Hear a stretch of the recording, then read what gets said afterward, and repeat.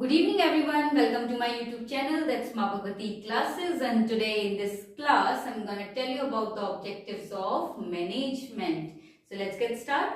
So what do you mean by objectives of management?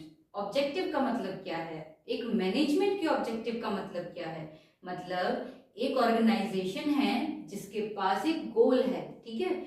बिना गोल के organisation चल नहीं सकती और उस गोल को अचीव करने के लिए मैनेजमेंट तो करना पड़ेगा। क्यों करना पड़ेगा? क्यों? ताकि हम उस गोल्स को अचीव कर सकें। तो इस मैनेजमेंट के थ्रू हम उस गोल्स को अचीव करते हैं। इस मैनेजमेंट के थ्रू हम सारी एक्टिविटीज को परफॉर्म करते हैं ताकि हम अपने गोल तक पहुंच सके, उस ऑर्गेनाइजेशन के गोल को अचीव कर सके। तो ऐसे ही इसके तीन ऑब्जेक्टिव्स हैं। So there are 3 objectives of management. One is organisational objective, second is social objective and the third is personal और individual objectives.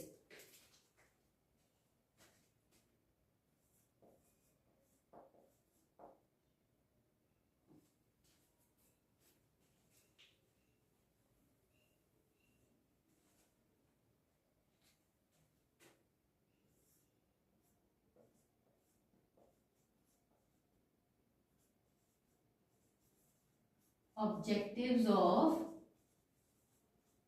management. The first objective is organizational objectives. तो अगर हम ऑर्गेनाइजेशनल ऑब्जेक्टिव की बात करें तो organisational objective main objective है। क्यों? ऑर्गेनाइजेशन के इकोनॉमिक गोल को अचीव करने के लिए हमें ऑर्गेनाइजेशनल ऑब्जेक्टिव की जरूरत पड़ती है। इसमें हम बिजनेस के सर्वाइवल के, उसके ग्रोथ और उसके प्रॉफिट के बारे में पढ़ते हैं, ठीक है? जैसे ऑर्गेनाइजेशनल ऑब्जेक्टिव में 3 चीजें आती हैं। सबसे पहला है सर्वाइवल। सर्वाइवल की बात करें तो इसमें ये कहते हैं कि एक बिजनेस इतना रेवेन्यू अर्न करे कि जिससे वो अपनी कॉस्ट को कवर कर सके, ठीक है? अपने कॉस्ट जो खर्चे हैं उसको कवर कर सके, इतना वो कमाए, वो आता है सर्वाइवल में।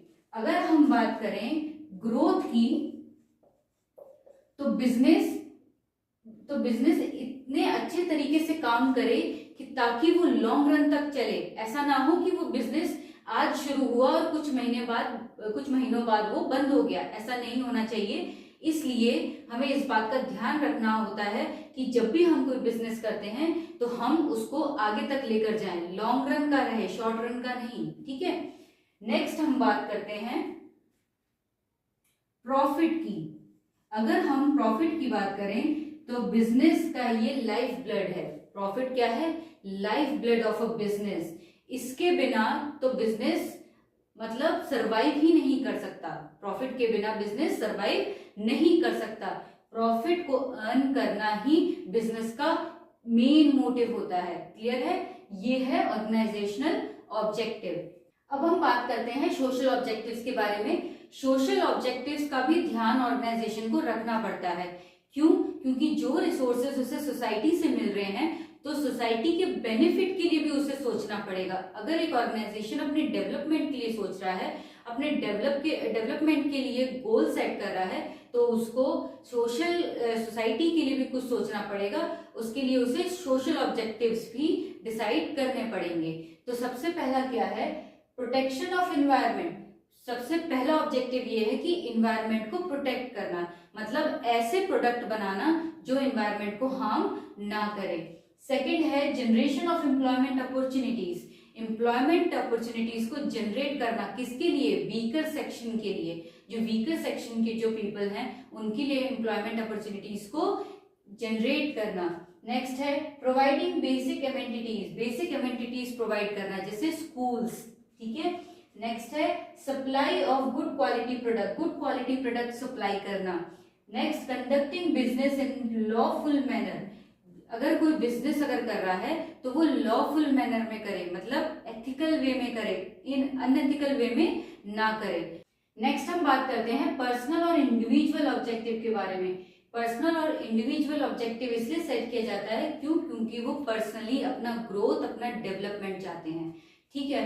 तो इसके लिए भी मैनेजमेंट किया जाता है ताकि उनकी फाइनेंशियल नीड्स पूरी हो सके, ताकि उनके सोशल नीड्स पूरी हो सके, हायर लेवल नीड्स, पर्सनल की ग्रोथ, उसके डेवलपमेंट, जो एम्प्लॉयज वहां पर काम कर रहे हैं उनकी फाइनेंशियल नीड्स, उनकी सोशल नीड्स, उनकी हायर लेवल नीड्स ये पूरी हो सके, और जहां पर वो काम कर रहे हैं वहां की कंडीशन गुड और हेल्दी होनी चाहिए। तो ये जो ऑब्जेक्टिव्स हैं, इन सभी ऑब्जेक्टिव्स को ध्यान में रखते हुए मैनेजमेंट करते हैं ताकि हम उन ऑब्जेक्टिव्स को, उन गोल्स को अचीव कर सकें। आई होप कि जो मैंने आपको समझाया वो आपको समझ में आया हो। अगर आपको समझ में आया है तो प्लीज ज्यादा से ज्यादा इस वीडियो को शेयर करें, और ताकि मैं और भी स्टूडेंट्स तक पहुंच पाऊं। अगर आपको कोई डाउट है, अगर कोई पॉइंट मिस हुआ है तो आप कमेंट सेक्शन में जरूर बताएं, मैं आपकी डाउट्स को जरूर क्लियर करूंगी। And that's all for today, and if you liked my video then hit the like button, share with your friends, and don't forget to subscribe my channel. Thank you.